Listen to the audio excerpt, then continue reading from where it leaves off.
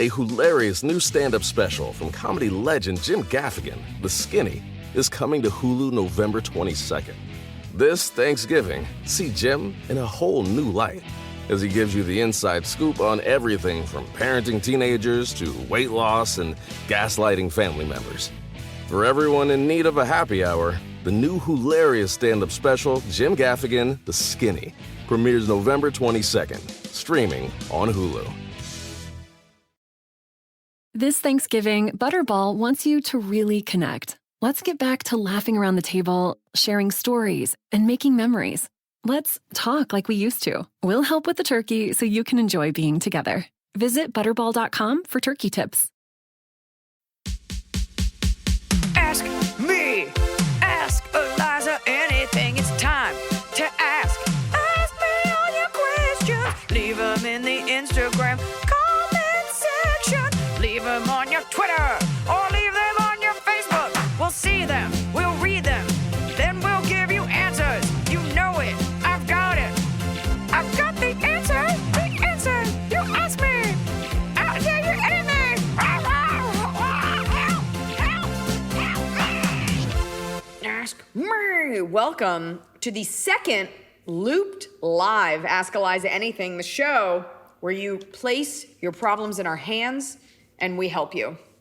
We're here. It's me. It's Emily. By the grace of me, here's Emily. Yeah. There's Marsha. By the grace. Very excited. Yeah, I'm the grace. Very excited to have you guys. Very excited that enough people like this that we're doing it again. It's so much fun to do this live. And so we're going to get to the questions. We're here in week 500. Get that cat out of here. Oh, my God. All right. Okay. Riveting for people just listening. So today we're getting to the we don't questions care that about people them. have.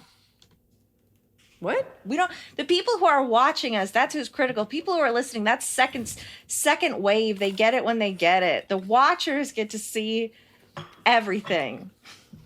You're being a real bee. You're being a real bee. These people are listening and they're watching. Now, I'm hosting. Excuse me, I'm hosting. Okay.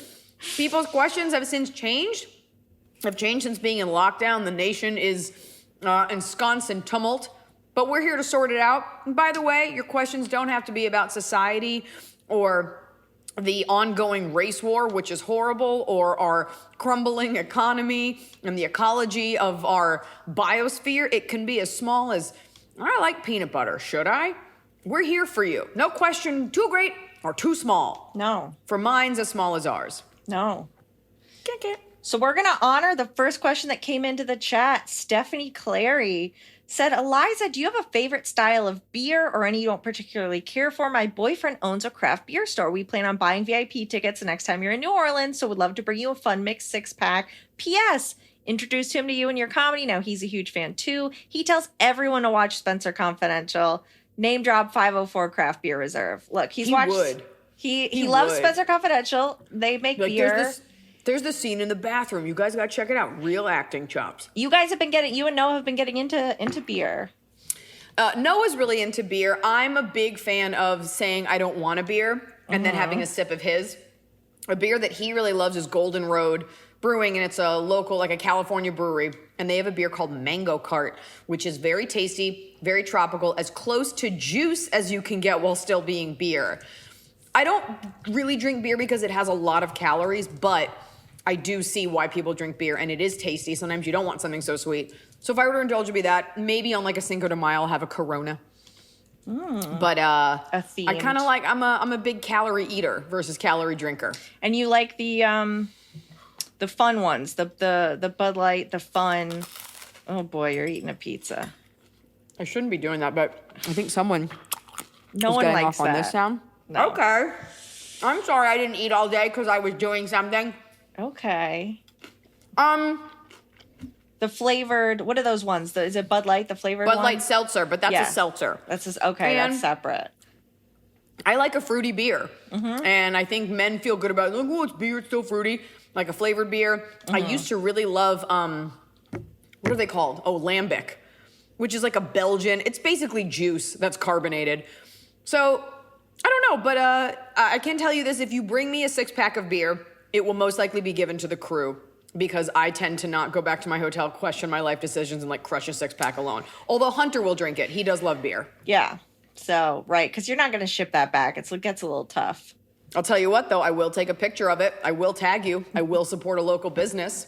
Tasty times. Oh, boy, okay. Well, I just want to say, there's always a weird vibe in New Orleans. I've done a couple shows there now.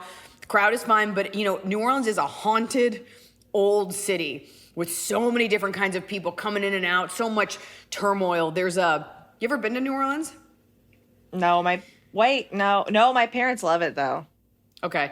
If you're not drunk, which I never am there because I don't get drunk before shows, it's like this, it's like a palpable, like there's a heaviness to the city. You feel it. Because of all the ghosts? The ghosts, the voodoo, the Santeria, the Catholicism, the war, it's the like Old humid. South, the oppression, the swamping. It's an interesting vibe.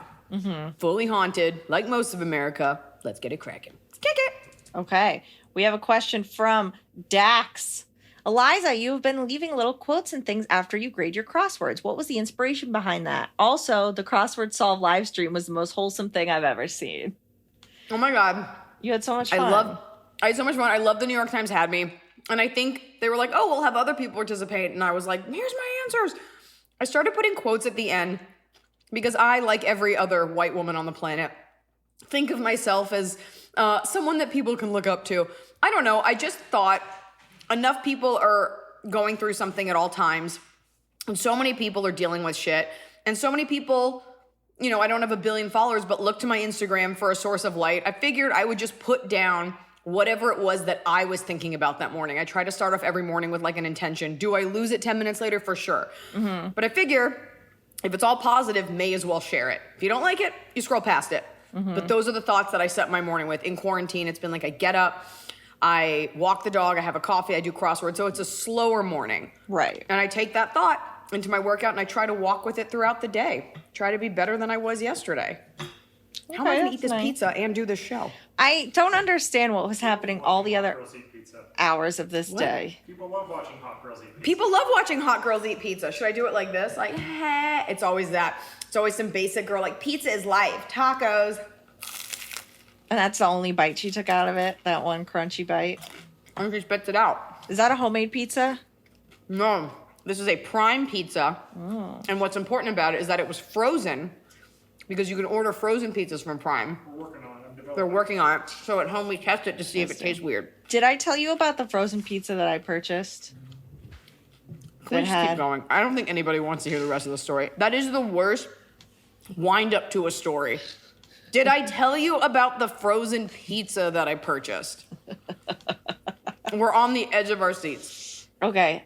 Kayla Swan asks, hi, Am I missing out? I mean, is the conclusion just as riveting as the setup? Here, it's real quick. The taste was not right, and I wondered why. The ingredient is imitation mozzarella blend. Yeah, that's most frozen pizza. No, this is... Oh, God, what brand did you buy? Celeste's Pizzas for One, and I went to their Amazon page, and it's just people leaving 1 stars like, I feel sick, help me. You went to their Amazon page, and as a hobby, as a treat. I wanted to see if I was dying, if I had eaten a poison. I've eaten 2 out of the 5 that came in the pack. We'll see what happens. Fall has fallen. Winter is on its way. The days are shorter. But just because, they feel shorter. And just because the days feel shorter doesn't mean your to-do list gets any shorter. You still have to power through your busy days. And a great way to do that is with nutritious food from Factor's no prep, no mess meals. At the end of a short day in the fall or the winter, the last thing you want to do is have to cook. Factor has got you covered from breakfast, snacks, dinner, anything in between. Factor has easy, nutritious options to keep you fueled, like their chicken Florentine with spinach and garlic chili cauliflower. You bet. That's what I want to make myself at the end of a day where I am exhausted and my husband isn't home. Whether you like routine or you enjoy mixing things up, Factor has you covered with 35 different delicious meals every week and over 60 additional convenience options you can add on, like keto cookies, pressed juices, and smoothies. And because Factor meals are chef prepared and dietitian approved, you're going to love not only Factor's meals taste, but also how they support your goals, even if your goal was just making yourself dinner. Head to factormeals.com/Eliza50 and use code Eliza50 to get 50% off your first box and 20% off your next month. That's code Eliza50 at factormeals.com/Eliza50 to get 50% off your first box plus 20% off your next month while your subscription is active. The holidays are here. And for a lot of us, the holidays mean decorating, hosting, celebrating. For me, it means a lot of traveling, and nothing feels better year-round, but especially during the cozy holidays, than a restful night's sleep in soft, luxurious sheets. Boll & Branch's signature sheets are made with the finest 100% organic cotton, and they get softer with every single wash. You already know that I got Boll & Branch this summer when I needed breathable sheets to sleep in, but this holiday season, I'm actually gifting some of my friends and family Boll & Branch's Ultimate Softness Bundle. I get to choose a signature hem sheet set in any color, a signature hem pillow set, and a waffle bed blanket. And they're all getting juniper because I think it's a classy color. This way you know you have something nice to sleep on when you visit. It's the perfect gift for you and them.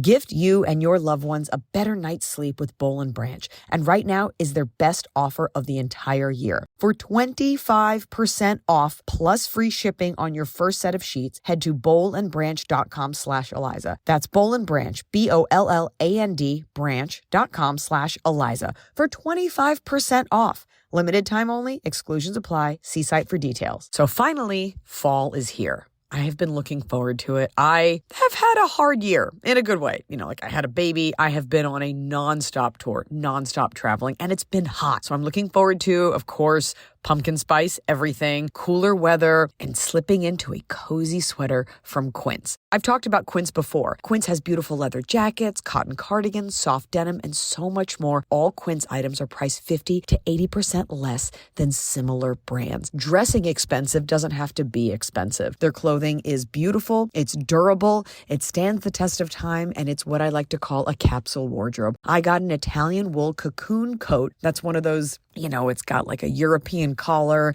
and it covers my butt so I can walk around New York City and not be chilly. And Quince only works with factories that use safe, ethical, and responsible manufacturing practices. Get cozy in Quince's high-quality wardrobe essentials. Go to quince.com/Eliza for free shipping on your order and 365-day returns. That's QUINCE.com/Eliza to get free shipping and 365-day returns. Quince.com/Eliza. Okay. Kayla Swan wants to know. You want to see if you're dying, you go on the page with just like, that's not death, that's Celeste Pizza. Yeah, exactly. Well, there goes that potential sponsor. I don't think they have the money for you, to be honest. Sick. Suck it, Celeste. Kick it. Kayla Swan asks, hi, Eliza. Do you have any topics you like to debate about? You make so many good points on your podcast and in your stand-up that get me thinking about things in a different light. And by debate, I mean a meaningful or fun back and forth, obviously not trying to change some troll's mind on something. Haha. No, that's what I want. Well, I don't. It's not so funny. good for People you. are always like, oh, I'd hate to get in a debate with you. That's not, I don't get like rock hard, like, oh, let's fight about this. Yeah. I have a friend who always thinks things are up for debate no matter what you say, and I think it's almost like a happy puppy syndrome. They're like, oh, let's bat this back and forth. I'm like, no, I'm a comic. This is not a two-way conversation. I said what I said. Don't at me, and if you don't like it, don't listen to it. I'm always up to I always want to know better. I always want to be informed about stuff. But debating it, especially if the other person is fundamentally wrong, usually you're just fueling some sort of inner desire for them to either have your attention or to just poke holes through your argument. Like, right. There are some things that I would be happy to explain. I want you to know. I explain them calmly. But a back and forth, it doesn't make me feel good. It just frustrates me that someone that wrong gets part of my time. I have argued with two people this week about the Real Housewives of Beverly Hills. So that's been a nice, like, non-life-threatening thing to just fight and be like, no, you don't have all the facts. I read the memoir. I know what's going on. Are those good things? Like, does that make you less of a crazy person? 'Cause you I have all the feel facts? I really have Denise Richards' back, and I hope she can feel that. I'm so glad your microphone fell because you don't deserve one right now. Because you didn't want this to happen anymore. I don't know what's up there. You saying that you stand for Denise Richards or like your riveting pizza story? No. The people in the chat are liking it. Ooh, The okay. chat you won't show me? Cool. I think Look, as comics, we're saying what we're saying, and it's not for the feedback. People always get in the comment section, and every once in a while, I can't resist clapping back at someone. My biggest pet peeve is when I say something, it's succinct, it's honest, and someone's like, what about this? And you're like, just because you said it back doesn't mean anything. Someone's yelling at me from the audience. I'm like, no. Right. These are the thoughts. It's not and a there's reason you're conversation. paying. It's not a conversation. Yeah. Okay. I don't ever, yeah. Okay. Any things I like to debate, I could debate. There are some things I could debate just from the heart. I could debate the merits of being pro-choice all day, every day. I don't care what kind of facts you come at me with. Like, I'll debate that till I'm blue in the face. The irrefutable truth behind Black Lives Matter, as we saw from this morning's post. Being anti-Semitism. We're talking about just like basic human things. Yeah. I could debate. A lot of other things are super nuanced, but being kind to one another is something that I could debate the pros of endlessly. Yeah. Okay. But I could also debate why like a lot of people suck. It really just depends on the mood and who we're talking about. I hate everybody. Okay. Angelica Schaefer asks, hey, Liza and Emily, huge fan. I am working on writing my vows for what will be a social distancing pandemic wedding. Wait, by the way, sorry. Anybody watching this, feel free to drink every time I touch my hair. It's compulsive, and you'll get really drunk. That looks cute. Okay. Angelica Schaefer. Angelica Houston says, I was the top witch in the movie. Okay. I am working on writing my vows for what will be a social distancing pandemic wedding. I'm trying to balance humor while still being sensitive to what so many people are going through right now. Any suggestions? Why? It's your day. It's your day. It's not your day to take into account a body count. It's not your day to be like, before I pledge my undying love to you, Scott, I just want to acknowledge all the COVID-19 victims. It's your wedding day. You don't have to think about anyone but yourself. Pandemic or no. That's it. Totally. Is that meaningful to you if your husband's like, Angelica, you got the thickest ass. I love you, but I just want to say thoughts and prayers to everyone going through issues. People aren't listening. They're at your Zoom wedding for you. This is not being piped through like Cedar Sinai. Right. Stop. We do this as women. We're like, and I just want to make sure that no one's gonna cancel you for not being woke to social situations during your wedding vows. I think Emily, so. you can't be in the chat room at the same time. I'm not you can't in the just chat jump room. in. I'm watching you. And your You're little talking. angelic, pure face. Where I are see you what going to you're get doing. your questions? Where are you going to get your questions You're talking from? to people. You're in there chatting it up with Dax as a name, like, hey, buddy, good to see you again. It's me, Emily, the mayor of the chat room. No, but although the chat, they did a watch party of I think war paint last Friday. All the chat people, they're coming together. Look, that's what you get I from love coming that. to this live. I have a new piece of pizza. They call them the How Kit many Kats. pieces are you gonna eat during this? As many as it takes. Takes for what? You don't want to know. But that's my answer. Also, I felt pressure with my vows to because you want it to be funny, but I also really want to be sincere. And then I had this like weird allergy thing the night before, and I took some like Benadryl, and I was like a little weird. your and I eye wrote them went. anyway. My eye went and puffed. My eye puffed up. Yeah, we got. It always scared. goes down, but You have a puffy eye by nature. That's what reacts on you. I'm puffy by nature. And sometimes it just hurts. Like this morning, I woke up to what felt like someone just stabbing me in the eye with a needle, and it just like wakes you up, and I don't know why it does that. But that's been since the PRK, right? Yeah. That's dryness. This is.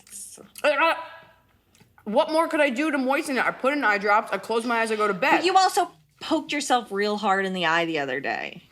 I mean, when we talk about scathing topics for a podcast, obviously Ask Iliza Anything's going to be at the top of the charts. I still think it's very funny on the last live when you said, this is why people hate this podcast. People love this podcast. This is why people love this podcast. People either don't know about it or they love it. There's no in between. No Right. one's listening. They're like, I don't like it. Or they leave a Everybody loves review it. that says, Emily breathes too hard. And I say, no, I don't, because I know it's not me, because I'm so far away from the microphone. It's not me. Shut up. Can you hear me chewing? Yeah, everybody can hear you chewing. Really? They're not saying that in the chat room. They said that's because they're nice to you. They can hear you I don't chewing. realize how hard I breathe until I watch back an Instagram story of me I'll just film Tian Fu's face. And you just hear like just serial killer observational just. I find that too.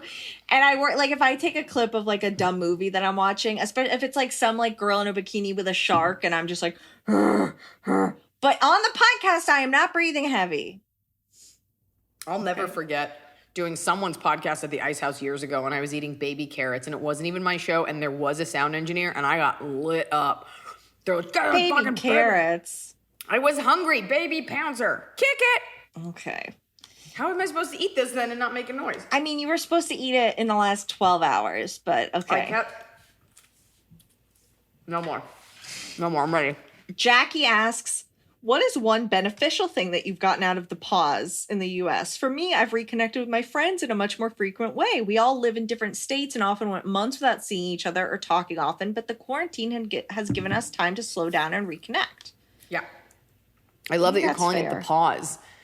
I feel like that's like a group of like 70-year-old women got together like, we'll call it the pause instead of menopause. The pause, the reset, the unraveling. These are all just like scary. It's like the sketch on your show, the what was it called? Where everybody disappears. Was it just the disappeared? Like the leftovers. Nobody got that far. I have enjoyed giving myself the permission to take time. I'm not a slow person. I don't like get up and breathe. And like I said, like I've been getting up. I do the crossword. I have a cup of coffee. I work out. Like just being able to pace things less frantic because I'm not going out of town and everything kind of slowed down. Yeah. And I give myself a chance to breathe and work on other projects or kind of just shut down everything at like 5 o'clock. Mm-hmm. So while it's been horrific for most people, if we're talking about just creatively, just being a little bit more present and identifying, I never thought I was a stress eater, but I've noticed lately that I get stressed out because we all feel like we're just falling through a black hole. Yeah. And so I eat and I've been trying, and it's hard lately to identify like, how am I feeling right now? Why did I just eat so many cherries? I gave myself a canker sore. I ate so many cherries, just power eating cherries. Yeah. And identifying, or like at night, sometimes you go to your email and no one's writing to you and just that feeling of, I need to be doing something. And I found if I just put the phone away, how everything kind of just dissipates. So really trying to feel stuff, acknowledge it, and make a choice. Like, I don't need to feel that. I'm just observing it. Right. And it's been helpful. I try not to send out as many laser sharp, angry emails. Wrote one yesterday, erased it, spared Kara, my manager. Oh, I was a lot of agita. To me. No, this one was not to you. Okay. But I do have one in a draft ready for you at all times. It's about your outfits at work. I'm wearing a t-shirt that has cats on it. Okay. Okay. And that's a change of pace. No. Okay, Christina Hinson asks, what is your dream buffet plate? If you're of any kind of buffet with any kinds of foods, what would your plate look like? Well, the problem with the dream buffet plate is that if you could have anything, you probably... Oh, my God. He's taking a pizza out of the oven. Well, he needs to. But he's got his headphones in. He's got his so headphones in, so he can't hear me snap at him. He burned himself. Yeah. The problem with the dream buffet plate is that there's so many, like, you only have a couple foods that are your favorite, and you're not gonna have enough stomach room for like Sour Patch Kids and Sour Peaches and toffee. You know, it gets a little gross. So I would say just a pile of lobster meat and a little thing of butter. Even after you had to eat 80 lobsters for Spencer Confidential. Yeah, I still love it just because I got sick that one day because I ate too much. Maybe lobster meat, sustainably caught lobster meat, some Alaskan king crab or snow crab, tasty, not stone crab, not enough meat. Something like that. It's hard. I used to like, that's my answer. I know you wanted like, tacos or something else. I mean, we love a tasty taco, but I love lobster. Maybe some sort of other lobster. Sometimes when you go to like Asia, they have like different looking lobsters and different kinds of crabs. And they're always like the size of your head. Just load me up with lobster. Why go for all different kinds of things when you know one food reigns supreme and it's lobster meat. Okay, mine would be mashed potatoes, some salmon. Why? Really? You would have that right now.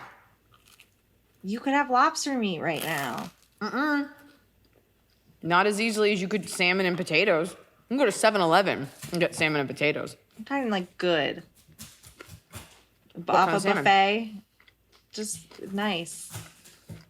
I'll admit, me eating this pizza has pulled my focus from the show, and I'm sorry. I love a buffet dessert. I love a ice cream thing where you pull it yourself and it comes down, or just like a vat of pudding everybody and you can know what? stick a spoon into. Oh, what? A vat of pudding everyone can stick a spoon into. Is this a Georgia thing? No, like when you go to like old school like trashy buffet like a Shoney's and you get like, because I'd be like, oh, I get a little of the pudding. I pull the lever on the ice cream. Pudding's a top dollar cookie. item because it's so cheap to make. Yeah, here's the problem. And this is not my joke, so I will cite the comic that has it. There's a comic in LA named Matt Knudsen, and this joke is so old, but it's just so funny to me. And he has this joke about how when you eat at a buffet, you are eating things you would never normally eat. And he's like, you would never normally say to a waiter, like, can I get 3 cubes of green Jell-O and an empty taco shell filled with ham cubes? Not my joke, his, very funny. The buffet thing kind of grosses me out because they also front load you with like all the salads and like all the things that they want you to eat more of, and they always put the good stuff at the end. I understand it's like a bacchanalian thing, but only in America. I mean, I guess they have smorgasbords. Pick 2 or 3 quality things and appreciate those. Don't just load up on hot rolls. The problem with a salad at a buffet, I can't be in charge of my own dressing. I need someone else to tell me what's appropriate. To like hook you up to an IV. No, to like I'll put on too much and then I eat it and I'm like, this wasn't right. I shouldn't have done this. That's what she said. So Kick it. Okay. I can't go down this road. I can't. The more I hear you talk about it, the more I get grossed out. You're like, at a Shoney, like you're going into, I think you're all like the talking Shoney's are closed. Golden Corral midnight special. It's a fun time. Okay, and somebody without a name asks, what was the last thing that made you laugh, Iliza? Noah, what's the last thing that made me laugh? Didn't I laugh at something? What? Didn't I laugh at The secret something? dies with you. What? The secret dies Oh my God. Yeah. Noah is very funny, and he says stuff like he like hangs back and then like shoots his shot. He doesn't get in there in the scrummel. He gets in there and he's laser like assassin in jokes, like gotcha. And the other day I was like singing and I was like, I feel like I'm a really good singer. And he's like, I don't think you're a good singer. And I was like, I don't know. I feel like a lot of people, I don't know. I go, I feel like I'm like secretly like a really good singer. And he goes, well, that secret dies with you. You know what? You want to hear something gross? When I came back to work for you, because I'd left for a little bit, and then I came back and you had met We call Noah it in the the dark ages. interim. Yeah, look what You met happened to Noah me. without me. Look how I flourished without you. I met him at your Halloween party. I wasn't working for you when I came to your Halloween party. I remember very specifically that I was like, who is this person that's dating Iliza? Why is this happening? I don't like change. Who's this hot dude? He made those really good potato tacos. Yeah. But very specifically, I remember then when I saw you guys together, when I started working for you, that he constantly made you laugh like more than anyone else does. And I was like, okay, I guess this might work out. I think this will be okay. Is very funny, and he says stuff like, I don't know why. Why were you imitating a robot the other day? He can't hear me. He's listening to his own podcast about something important. It's always like a basketball thing or something about the environment. Yeah. He was like pretending to be a robot, and I was like, I want to see my friends, and he goes, I can be your friends. And like it's like a girl he was robot. his girl So he brunch goes, robot. He goes, I can be your friends. I go, okay, what should we do? And he goes, brunch. I go, okay, what are we gonna have for brunch? He was like, juice and oysters. And I was like, okay, well, I want to have a girls' night. What do we do for the girls' night? And he's like, we can curl our hair. And I go, okay, I want to wear a cute outfit. What kind of shoes should I wear? And he's, big ones. We can Big talk ones. about, I go, ooh, let's talk about boys. Who's cute? And who did you say? Oh, he goes, Leonardo DiCaprio and John Wayne. Boys, we can curl our hair. Oh boy. He's a funny man. He is. He's gets very bashful. funny. He's clever. Anyway.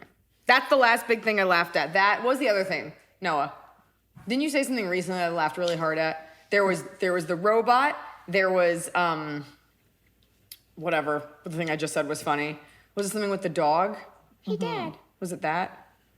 That was you. That was funny. Oh, this is pretty sad. You're laughing The at dog yourself. Tian Fu is so innocent, and Noah was hosing down the plants the other day. Watering the plants. Watering. It's called watering. Fine. He was watering the plants, and she like comes trotting up to him, and he just looks at her and he points the hose right at her, and she just comes and trots up. She doesn't know what it is. She doesn't know to be afraid that like that's going to be a forceful blast, and she's just staring. And we do this voice because she's so innocent, where she's like, "Hey, Dad, what's that?" And like it'd be so mean to spray her, but she's so innocent that we think while she's being sprayed, she'd be like, "Hey, Dad, where do you think that water's coming from? Hey, Dad, do you think someone's spraying me? I hope you find them, Dad." Like just this, or just like, "Hey, Dad, what's that pillow? Hey, Dad, there's a pillow over my face. I can't breathe. Hey, Dad." Like he's just so painfully innocent. Falling out of my bubble. Yeah. "Hey, Dad, I think I'm gonna poop. My dinner's falling out of my butthole. What do you think's going on, Dad?" Anyway, we have a lot of fun with our own voices. We've been home too much. We've been home a lot. Someone asked, Megan Dooley asked, Iliza, you have a voice for Tian Fu. What voice would you give Emily's cat, Gracie? They asked this a while ago, so this seems... "Hey, it's me. This girl won't stop taking me to the vet. She says there's something wrong with me. And I say, you know what's wrong with me? You. That's... I'm Gracie. I was found Honestly- in a car part, and I wish she'd left me there." When I read the question, I did not have a voice in mind. That's it. This is Gracie. "So I get away from my mother, right? And I find this sweet primo car engine to make a home. So I nuzzle up in the car engine. I'm getting all covered in dirt so nobody sees nothing, no way. And this girl comes out. She got cat print on a shirt. She kept talking something about Sandra Bullock. I'm like, meow, meow. I don't know who that is. Quit kissing me on my teeth. Next thing I know, I'm up to my ears in vet bills. And she lets me sleep in her bed. Sometimes she sleeps on the floor. I don't know. Inspecting my butthole. Look at me. This visual of that I was was the fine. color. I was fine. It's called camouflage. You never heard nothing about that. Because you're clean, but that's not how I live. These are my choices. Quit taking me to the vet. I'm fine. I'm not right now. I'm just communicating with the vet via email and applying ointments. I swear, there's a scam going on. I think she's hoarding cat medicines. I think she's selling them. I'm not even a cat. Don't tell nobody. I'm a small, weird-looking possum. Oh, I would love that. Not until you see that thick rat tail they got. The It's a tail is thick- the problem. I think That is the problem. the tail is why people have a problem with rats. Rats are so smart, and people are like, "Oh, but look at the tail." Yeah, it's not the whole Black Plague thing, spreading of disease. What are you gonna do? You're gonna lick it? It's fine. No, I think they're gonna bite you. I think Not that's if what they're people are. good. Oh my God, you are Kathy Bates from Misery. Kick it! I've noticed that, at least since I've had my babies, that I smell differently when I sweat. Maybe I'm just like getting older. I don't know, but I smell differently. And I don't love that. If I'm on set or if I'm on stage or if I'm doing anything like functioning in public and I don't want sweat stains or to be aware of my stinky, stinky pits, that's when I turn to Lumi Whole Body Deodorant because it keeps me smelling fresh all day. Lumi is seriously safe to use anywhere on your body. Pits, under boobs, right wings, thigh folds, belly buttons, butt cracks, your feet. It's clinically proven to block odor all day and control odor for up to 72 hours. How? Well, unlike certain traditional deodorants that may try to mask odor with a fragrance, Lumi is formulated and powered by mandelic acid to stop odor before it starts. Lumi's starter pack is perfect for new customers. It comes with a solid stick deodorant, cream tube deodorant, 2 free products of your choice like mini body wash or deodorant wipes, and free shipping. As a special offer for listeners, new customers get 15% off all Lumi products with our exclusive code if you combine the 15% off with the already discounted starter pack. That equals over 40% off the starter pack. Use code Iliza for 15% off your first purchase at LumiDeodorant.com. That's code Iliza at LumeDeodorant.com. A hilarious new stand-up special from comedy legend Jim Gaffigan, The Skinny, is coming to Hulu November 22nd. This Thanksgiving, see Jim in a whole new light as he gives you the inside scoop on everything from parenting teenagers to weight loss and gaslighting family members. For everyone in need of a happy hour, the new hilarious stand-up special, Jim Gaffigan, The Skinny, premieres November 22nd, streaming on Hulu. Not if they're good. Also, Grace Hansen, my mom and I love you and all your specials and bought tickets to see you in Phoenix and Minneapolis. I'm an engineering major where 2/3 of my classmates are male. My question is, how can I make friends with my guy classmates when they ghost me after I mention I have a boyfriend? How can I be friends without them having to date? Oh my God, it's a male engineering class. It's called Men and Machines 101. Those are not the people you're friends with. Look, everybody wants to fuck. It's college. You're all nerds. You're all super horny, whatever. Look. Is there, I mean, even if you're not reasonably attractive, like guys want to have sex with girls, okay?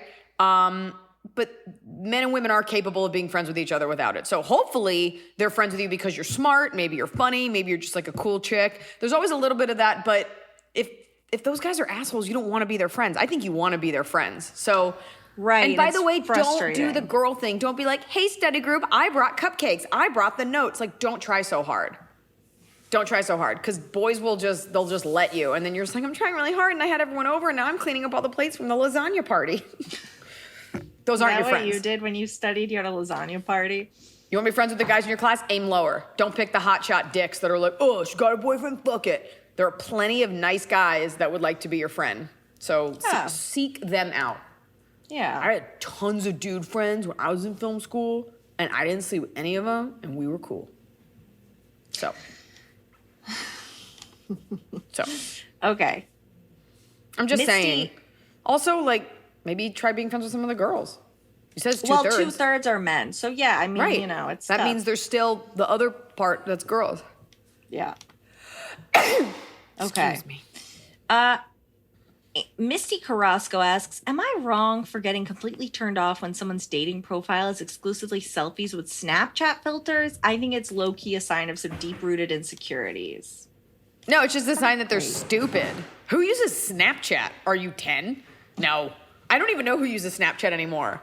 So, no, you're definitely right for being turned off. Look, we all do like a light filter. The key to using a filter is that nobody can tell you're using a filter. And that way, we all get this weird sense of what people, we all have like this dysmorphed view of what people should look like. This really skewed view of it. But no, especially, are you a girl? Is that a girl? I believe so.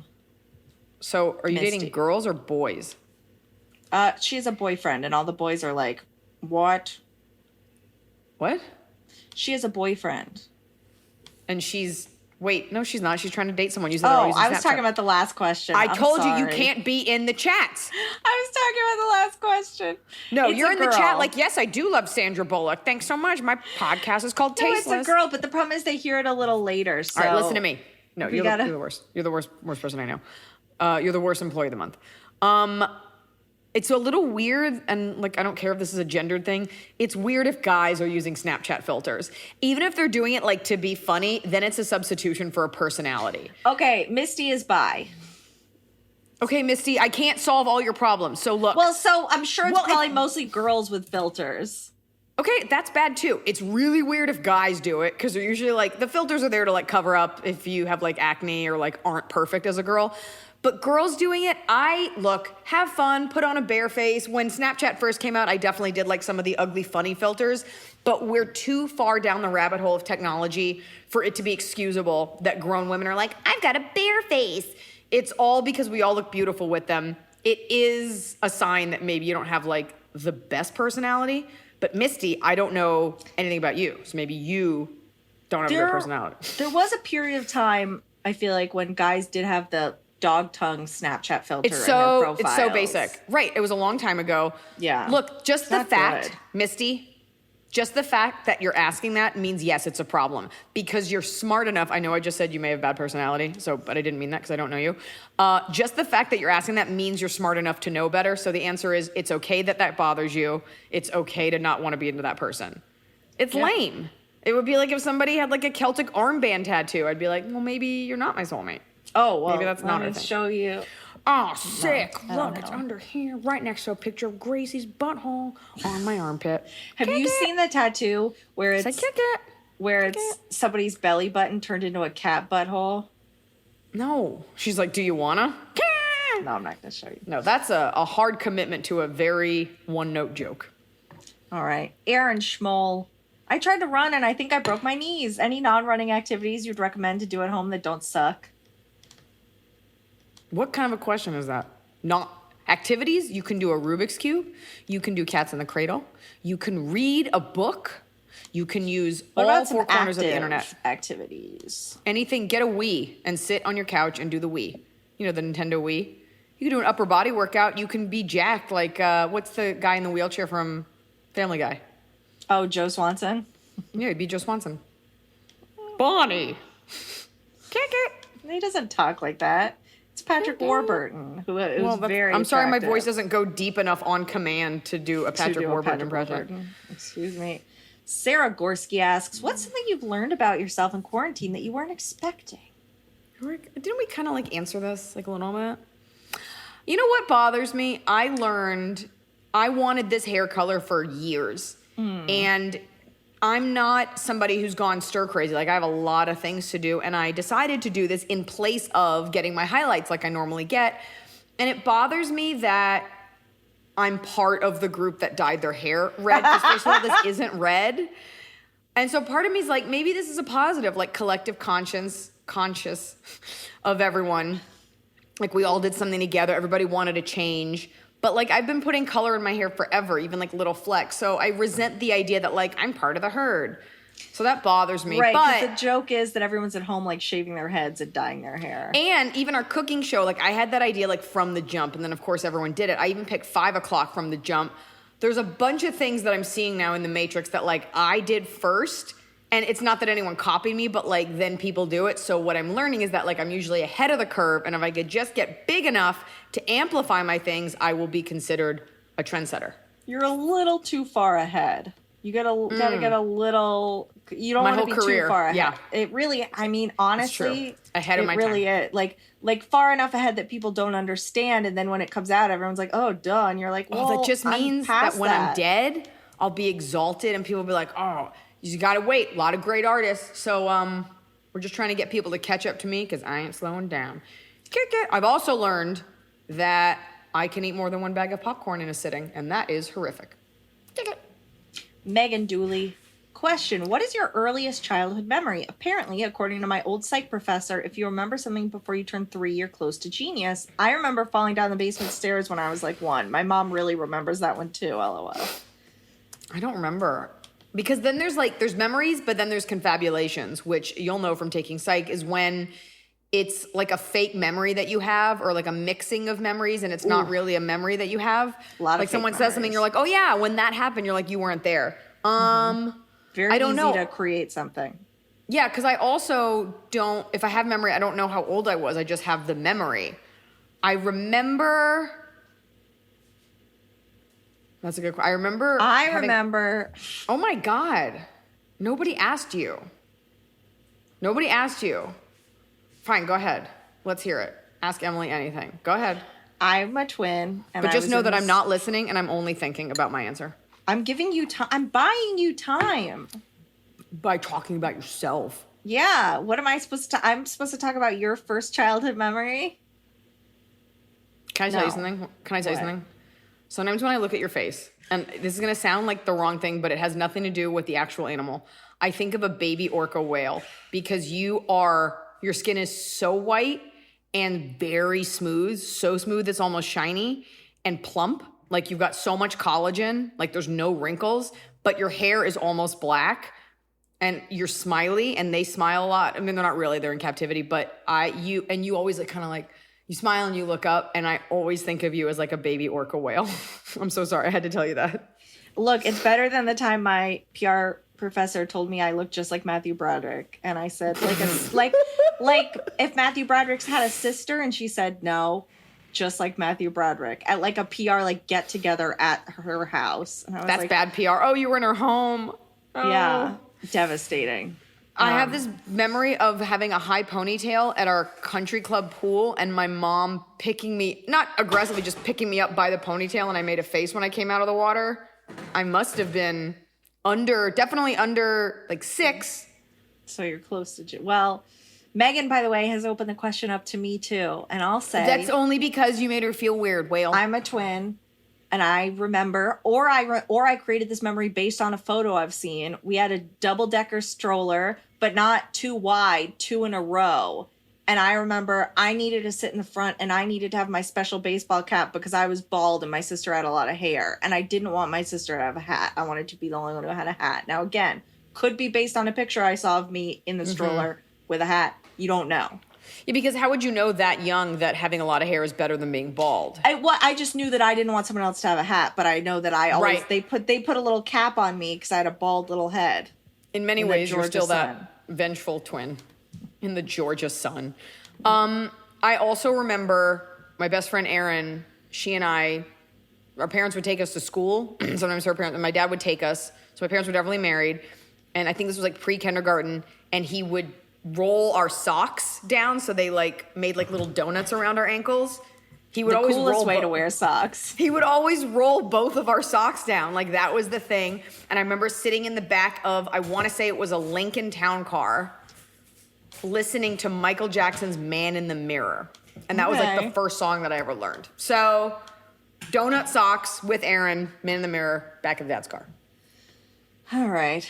Kick it. Well, okay. Hope that, I think yours says a lot more about you.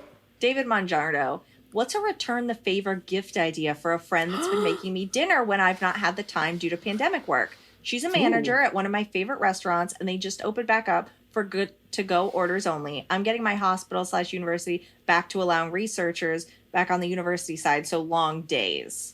So she's been giving food from her restaurant? She's been like making it and giving it to him. Yeah, like already made food. Oh my God, give her a gift card to her own restaurant. No. And be like, I didn't include tip. No. It's tough. It's funny you asked that because this is part of my top of the cob. But yesterday I was thinking about Father's Day gifts, and I was thinking about my mom's birthday falls on Father's Day, which is like so weird. The internet has these weird ideas of what parents are, and like some of the Father's Day gifts are punishable, like mugs that say like dad jokes are the only jokes, like no, all the numero cards uno, Dad. are people fishing, and it's like, my dad's not gonna fish. My dad doesn't fish. Whatever. And also the mom stuff is always like a little tacky. Like it's a heart necklace made of nickel. I saw this meme that spoke to me in a way no other meme ever has. It was a collage of all of those. Oh my God, I'm so glad we're talking about this. It was a collage of all of those like gift baskets you can get at like CVS, where like it's like rose scented lotion, bubble bath salts, or like one that's just like all violet. You know what I'm talking about? Like those, yeah. And they're wrapped in cellophane. And the meme, it just said like literally no woman wants this. And it's true. Like we have this idea from like the 50s of what a mom is or wants. Not the 50s, because that would have been like a vacuum. Yeah. And that's been propagated in our mom modern day gifts. Your mom isn't tacky. Your mom just wants you to acknowledge her, that you ripped her in half when you came into this world. So your question for this woman is, she's been making you this food this whole time. Yeah. I think flowers are fine. You can't like, it's a little weird to like give someone like a massage gift certificate, and being that everything's closed. I also think maybe a card from everyone at the hospital, maybe signing it, although they don't really know what they're signing. Like, thank you. Like nobody knows. Flowers, a really fun gift basket. Maybe there's like a local popcorn place or something like that. Everybody could chip in for a little variety of stuff. A curated gift basket makes a big difference. I actually recently, I got my dad a gift basket of beer, and I wanted to find something that was like craft beers. A basket of liquid, like they'd all been dumped in. There were a lot that were Beer. like, here's just, this brand that like, and so if you can find something, put something together is even better, but it's hard to go out and go to different stores. If you get a bunch of little thoughtful things and put them together, I think that's the way to go. You know what you could do? Also, because she's been feeding you, you could feed her. I'm just going to plug this. They're not a sponsor or anything. There's There's a company called Goldbelly, and they facilitate shipping of like, gourmet food products. So like Russ and Daughters, like bagels in New York, like you could order several bagels and some sort of. But if cream she cheese. already has food access, is there Yeah, but just because you have food access, I'm just saying, just to a restaurant doesn't mean you don't want something delivered that's special. I always vote for like a candy bouquet, some sort of like a Harry and David thing, just something that's got a lot of things, or even just flowers, like a really nice arrangement that says you thought of her. Do not give an orchid. It's like having a pet, and they stick around. Okay, Amanda Lewisell says, for some medical school interviews, they will randomly interject with the prompt, tell me a joke, and then you have to think of a joke on the spot that's appropriate but memorable. Remember, you're interviewing for medical school or a residency program. Any great one-liner jokes that are PC but still funny? I mean, look, a classic, two guys walked into a bar, you'd think the second one would have seen it. Is it that they're trying to see that you think fast? Because honestly, in my life, I've never been like, I need a good ENT. Who's the funniest? Right. It must be thinking fast and also like, are you cool? Like, do you break down under pressure? Because I think that does put pressure on people. Like, oh God, this is outside my wheelhouse. So like, if you have to, it is my wheelhouse, and I feel pressure because like a street joke. So how do you respond under pressure? Do you have any other? What's funny about a man losing his life? Just and listen to me, and you look that interviewer right in the eye, and be like, in the time it took you to answer that, I could have been saving this guy's life. Now go to the Giggle Hut and buy your 2 drinks. Get out of my face. I hate that because I get that in interviews. People are like, got a good street joke? I'm like, no. What do you want me to tell you? Like a vaudeville hacky joke? Why? I love an anti-joke, and I can't think of any right now, but I will sit and read them for days where it just turns out to not even be a joke. I think it's very funny, especially if you do like the long one that builds up and then it just is nothing and the other person's time has been wasted. I also feel like a lot of mine are not like dick related, but they're not like super clean, or they're like 2 Jews walk into a bar and you'll get dinged for that. So yeah, I would just be like, you know what's not hunger and you know what's not funny is childhood diabetes. I'll tell you what's not funny, the rate of coronavirus spreading. Ba-dum-bum. Christy Baltera asks, do you think Blanche... Oh, I know one. Sorry. Tell us a joke. Be like, our president told us to inject our skin with Clorox. And if they laugh, then they agree it's good medical advice. And you should not work for that person. If they I get laugh? what he was saying in spirit. I don't know. Get. Christy Baltera asks, do you think Blanche and Tian Fu would have been friends? Yeah. I think they would have cuddled together, but they're not going to play. I think they both would have just tolerated each other. Tian Fu, it takes a turn, but I don't think she would have. Tian Fu will growl, but then she's fine. Without getting too into it, I think they would just kind of acknowledge each other. Maybe Blanche wasn't as playful as Tian Fu because she's a puppy. Yeah. But I think they would have respected that there was a space in my heart for both of them. Yeah. And Tian Fu not being that smart, I think Blanche would have found a way to hide her toys. Yeah. When we would stay at Michelle's house in Austin, Blanche would go digging. Michelle has like a lot of rescue dogs. Blanche would go dig for the dogs' treats that they had buried, and she'd eat them because she was a little bit of a bully. Yeah, So. she was. Tian Fu would be just following her around like, please love me, please. Hey, Dad, I can't find my treats. Do you think someone ate them? Hey, Blanche, is that my treat in your mouth? I sure hope not. Hey, Dad, is that a pillow? That's so awful. Come here. Are you trying to have her come over and apologize to her? Come here. I want to show you how small you are. Let me see. All right, kick it. Okay. Terry Ann says, question. My best friend, a girl, 30, just broke up with her girlfriend. What advice? Friend, a girl, 30, just broke up with her girlfriend. I'm sorry, I'm going in my head. What advice can you give her? They were together for about 8 months, but she thought she found the girl she was going to marry. You didn't. You didn't. Yeah. I have to know the circumstances of the breakup. Here's the thing. They did you a favor. Wouldn't you, this is what we always say, we at the Heartbreaks Club, wouldn't you rather know that that's not going to be the girl 8 months in versus like a year and a half? You're lesbian, so you've already moved in together for sure.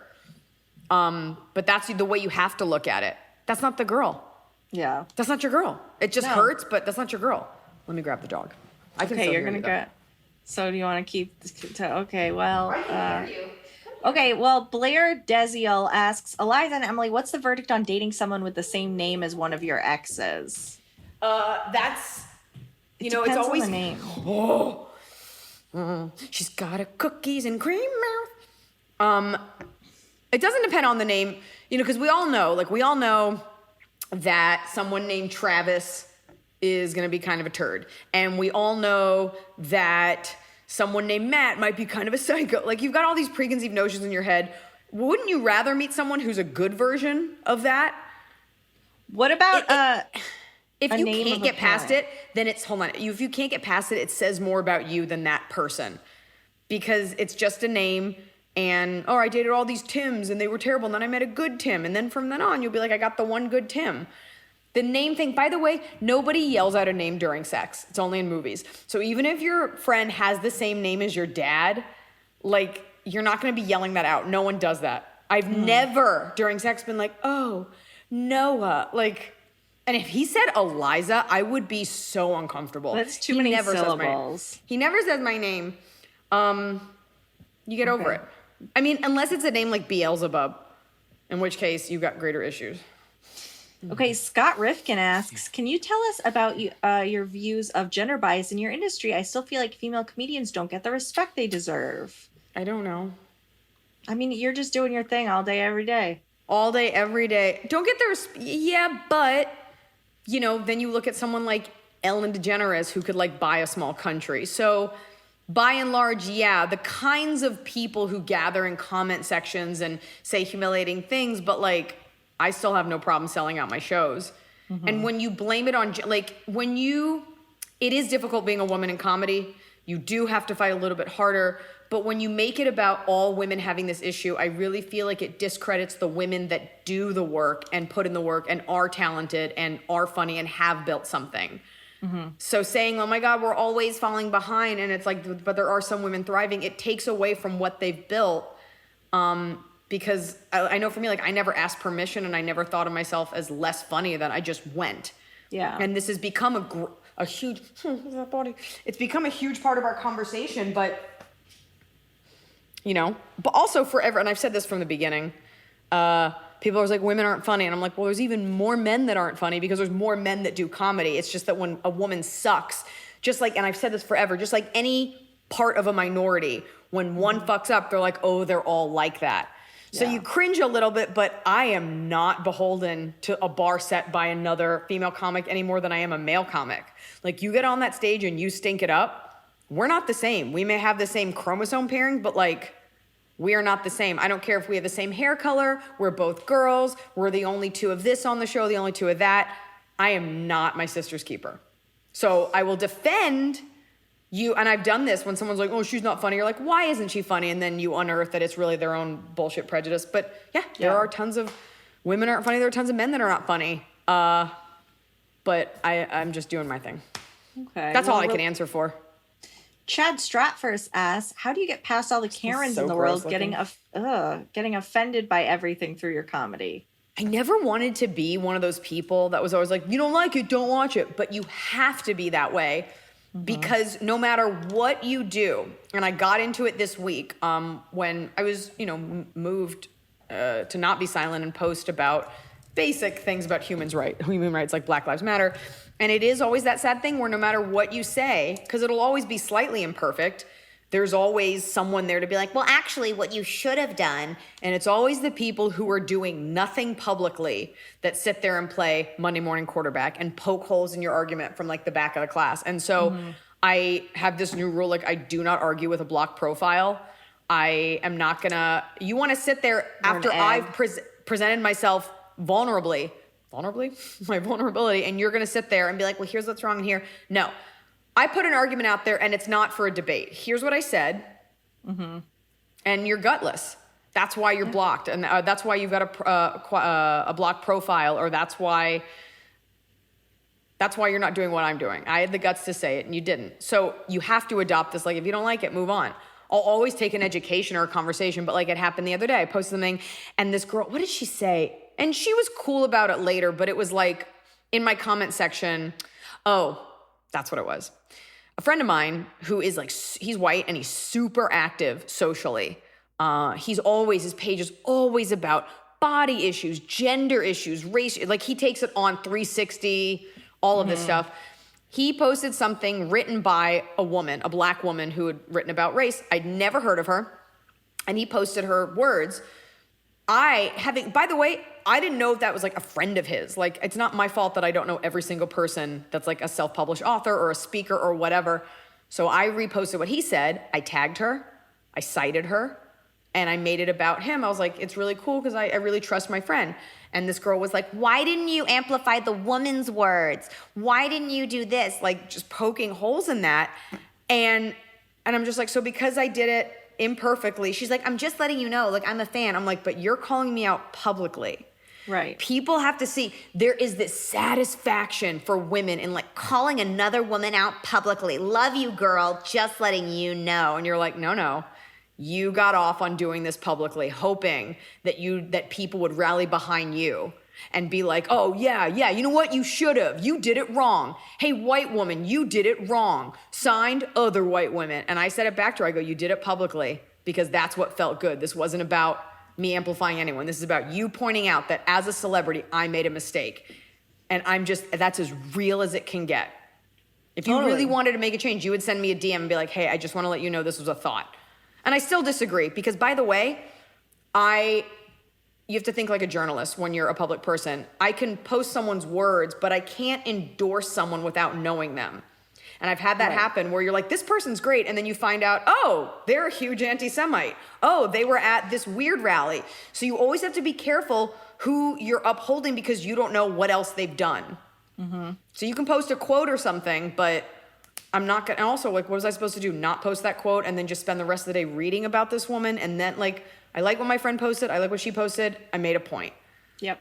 People really get off on being like, look what this celebrity did look what this celebrity did that I would never have the guts to do. But wow, we should crucify her. It's a white woman on white woman kind of verbal violence. Well, now it's time for a fun top of the cob, right? Directly off I of definitely that. got tunnel vision while I was saying that. I was like, add another thing. Yeah, no, that's fine. You want to do a mini top of the cob song? Here's the top of the cob. We're doing it live. This is a loot. Now I am live. Top of the cob. Okay, do you want to start? Yeah, I do. Do you want to start with bottom or top? Okay, I'm going to start with the top of the cob. Okay. Well, it was this one thing about sorbet, but then in a conversation we had prior to this, one of the engineers getting this ready was asking Emily about the movie collection behind her.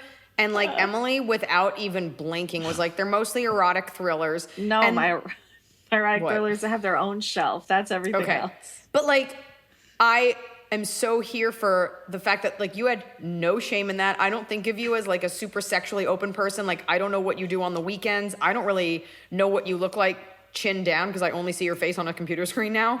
And I think it was really sexually woke and creatively woke that you were like, erotic thrillers, next question. You didn't equivocate. You weren't like, but it's not this. You were just like, this is what I'm watching. Come at me. And in that moment, I was like, I've never met someone more secure with themselves than my assistant, Emily. Even if it's not sexual, you're just like, this is the crap genre that I'm into. Great genre. There's always a twist. There's always a murder. There's always a dead man. Great genre. I said crap genre, but you say great genre. That's okay. I say great. Okay. I say great. So before we got, well, my original your top of the sorbet. Cob. Well, New York Fred for you, my dad got his gallbladder out yesterday. And it's a surgical procedure. I guess they do it laparoscopically. So it got little pokes, his little holes in his belly now.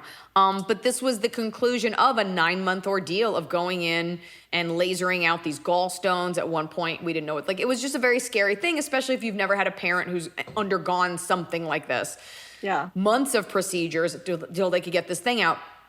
So it marks the end of it, and I wanted to send him something, and I was just excited about the creativity because it's like, you don't want to send your dad flowers. Like, they don't care, and my dad doesn't like much, and there's not a ton of things that he eats because his liver is having to function on its own. Anyways, I asked him what he's into, and he randomly said sorbet.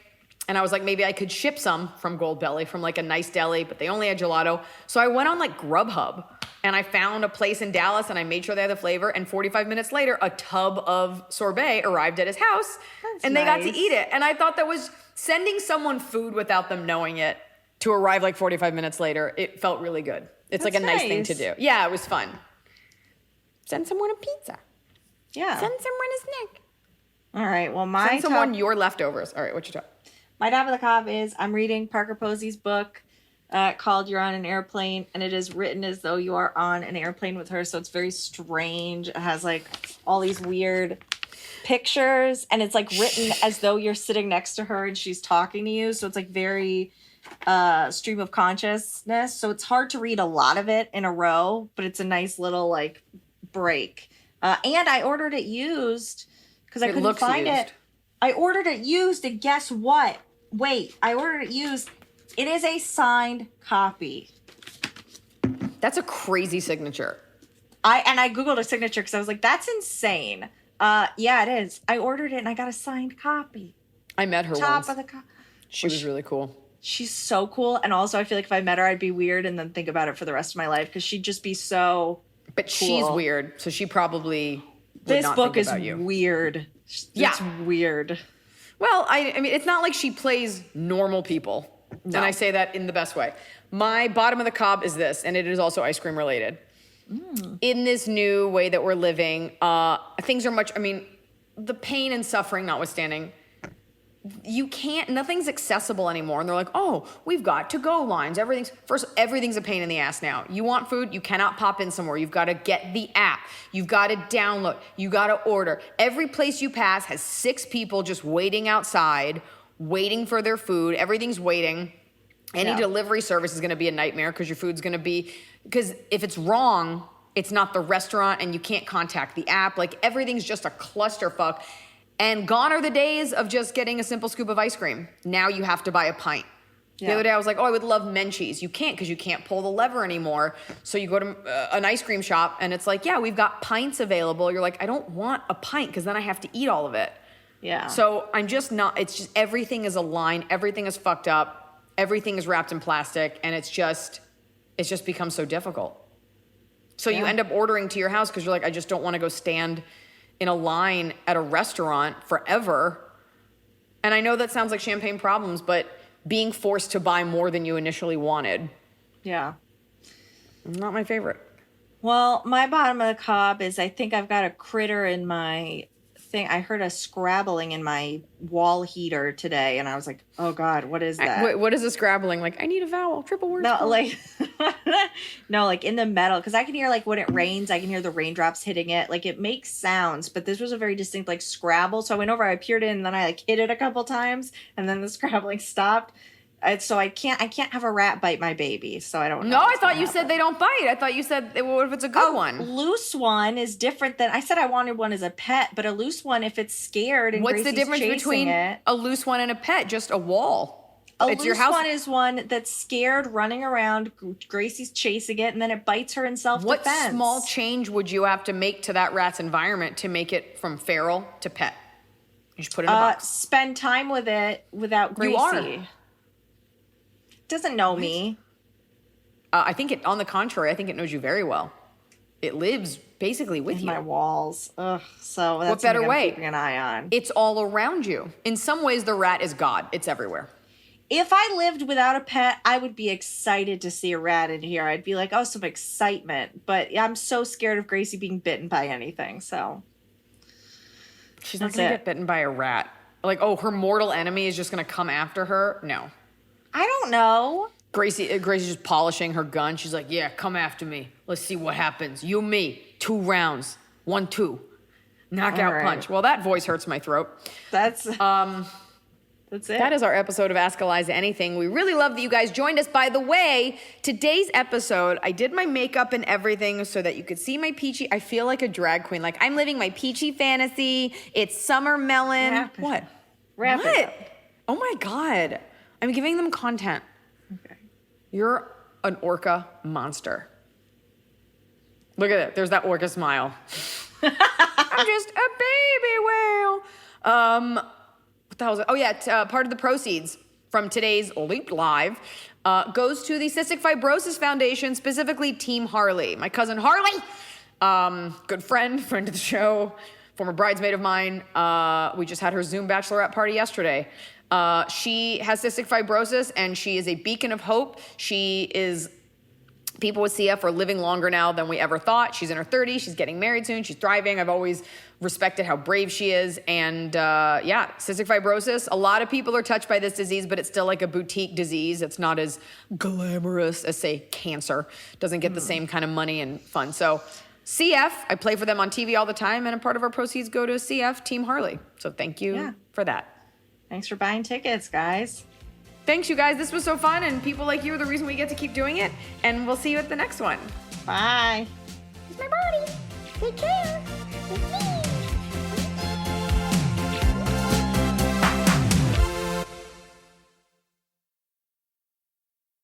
Need turkey tips? Our Butterball Turkey Talk line is open. We'll help with what's on the table so you can focus on those around it. Call 1-800-BUTTERBALL or text 844-877-3456. Butterball. Today, we turkey.